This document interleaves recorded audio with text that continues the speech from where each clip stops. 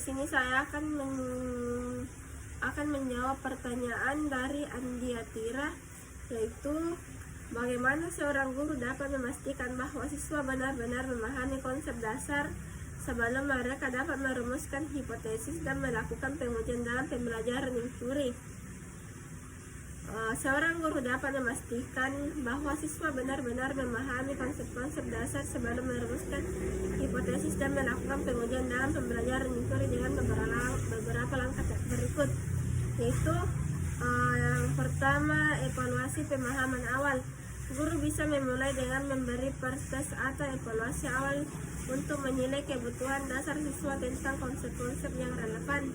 Yang kedua, diskusi kelas. Guru bisa mendiskusi kelas atau tanya jawab untuk memastikan bahwa siswa memahami dasar teori atau prinsip yang akan digunakan dalam eksperimen atau pengujian hipotesis. Contohnya, kasus dan demonstrasi. Memberikan contoh kasus atau melakukan demonstrasi praktis bisa memahami siswa melihat beberapa konsep dasar dalam konteks nyata yang dapat menguji beberapa baik mereka memahami materi. Yang ketiga itu aktivitas praktik. Guru bisa menyusun aktivitas yang memungkinkan siswa untuk mengaplikasikan konsep-konsep dasar secara langsung dalam kegiatan yang lebih sederhana sebelum melangkah ke eksperimen yang lebih kompleks. Misalnya, dalam ilmu pengetahuan, siswa diberi tugas untuk merancang percobaan kecil yang menguji konsep-konsep dasar. Yang keempat, pemberian umpan balik.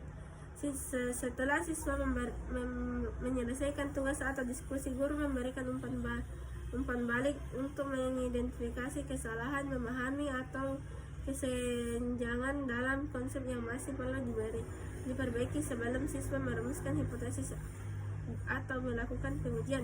Yang keenam, penerapan metode Sokratik menggunakan pertanyaan-pertanyaan terbuka yang mengarah pada pemahaman mendalam seperti mengapa konsep ini penting atau bagaimana hal ini berlaku dalam situasi nyata. Yang ketujuh adalah pembelajaran berbasis masalah.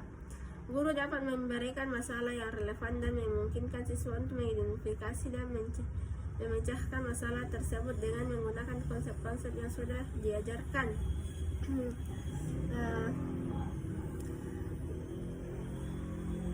Baik, di sini juga saya akan menjawab pertanyaan dari Nur Fadila Anggraini, yang dimana bagaimana guru dapat memastikan bahwa siswa tidak hanya fokus pada menemukan jawaban tetapi juga mengembangkan kemampuan berpikir kritis dan analisis dalam pembelajaran inquiry.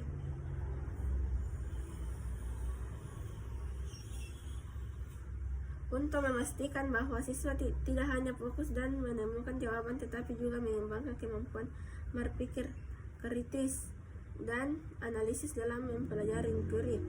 Yang pertama itu mendorong pertanyaan terbuka. Guru bisa memfasilitasi diskusi dengan pertanyaan yang mengarah pada pemikiran lebih dalam, bukan hanya jawaban yang benar atau salah. Misalnya apa alasan dibalik teman ini, atau apa yang terjadi jika kita mengubah variabel ini.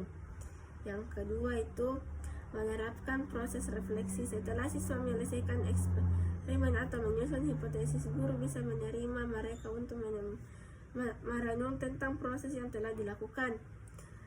Ini bisa berupa bertanya seperti apa yang membuatmu memilih hipotesis tersebut, atau apa yang kamu pelajari dari percobaan ini. Yang ketiga, menggunakan pembelajaran kolaboratif. Dalam pembelajaran inquiry, siswa dapat bekerja dalam kelompok untuk berdiskusi dan menyelesaikan masalah bersama. Yang keempat yaitu memberikan tantangan yang meningkatkan kompleksitas.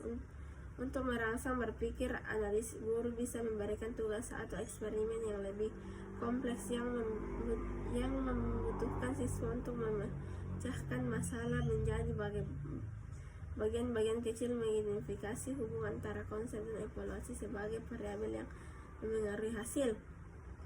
Yang kelima yaitu membiasakan penggunaan data dan bukti. Guru dapat mengarah siswa untuk mengumpulkan data yang relevan dan menggunakan sebagai dasar untuk menarik kesimpulan dengan menganalisis data secara krisis siswa diajarkan untuk tidak hanya menerima hasil begitu saja. Setiap evaluasi apakah data tersebut konsisten dan dapat dipercaya. Yang ketiga, saya akan menjawab pertanyaan dari saudari Nur Aftika yang dimana itu apakah ada tantangan yang dihadapi oleh seorang guru dalam mengimplementasikan pembelajaran inquiry. Ya, tentu ada beberapa tantangan yang dihadapi oleh guru dalam mengimplementasikan pembelajaran inquiry. Yang pertama itu persiapan dan perencanaan yang lebih kompleks. Pembelajaran inquiry mengharuskan guru untuk memecahkan kegiatan yang lebih terbuka atau fleksibel. Yang kedua, sistem mengelola kelas. Pembelajaran inquiry seringkali melibatkan aktivitas kelompok, diskusi, dan ekspor mandiri yang mungkin menyebabkan kesulitan dalam mengelola kelas. Yang ketiga, ketidakpastian dalam hasil pembelajaran. Pembelajaran inquiry tidak selalu menghasilkan jawaban atau hasil yang jelas dan pasti. Yang keempat itu waktu yang diperlukan. Pembelajaran inquiry seringkali membutuhkan waktu yang lebih lama karena proses eksplorasi, eksperimen, dan diskusi mendalam. Dalam beberapa konteks, terutama dengan batasan waktu terketat, memberikan cukup waktu bagi siswa untuk benar-benar mengembangkan pemahaman mereka melalui pendekatan ini. Keterbatasan sumber daya. Tidak semua siswa memiliki akses ke sumber data yang diperlukan untuk mendukung pembelajaran inquiry seperti peralatan laboratorium, bahan eksperimen, serta atau teknologi yang mendukung riset. Keterbatasan ini dapat menghalangi guru untuk sepenuhnya mengimplementasikan metode inquiry yang efektif. Baiklah, itulah tadi jawaban saya. Sekian dan terima kasih. Assalamualaikum warahmatullahi wabarakatuh.